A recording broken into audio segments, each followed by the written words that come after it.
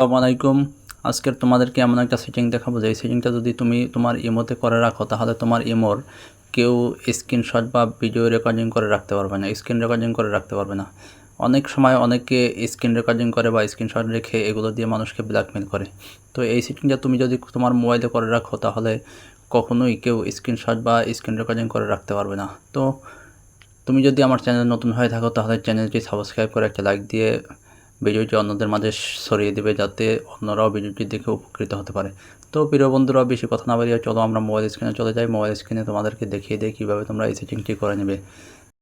তো প্রিয় বন্ধুরা, আমি চলে আসলাম মোবাইল স্ক্রিনে। মোবাইল স্ক্রিনে আসার পরে আমার ইমো অফিসিয়াল অ্যাপসটি আমি ওপেন করে নেব।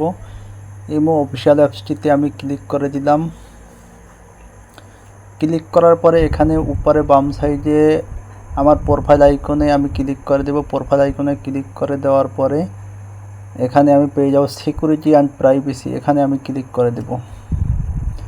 সিকিউরিটি অ্যান্ড প্রাইভেসি এখানে ক্লিক করে দেওয়ার পরে আপনি পেয়ে যাবেন চ্যাট অ্যান্ড কল প্রাইভেসি, এখানে আপনি ক্লিক করে দেবেন।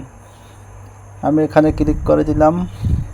ক্লিক করার পর এখানে দেখেন লেখা আছে ব্লক স্ক্রিনশট ফর কলস, এটা অফ করা আছে, এটাকে আমরা অন করে দেব।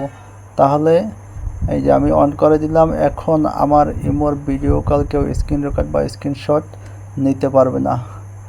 তো প্রিয় বন্ধুরা, ভিডিওটি কেমন লাগলো কমেন্ট করে জানাবেন এবং লাইক দিবেন।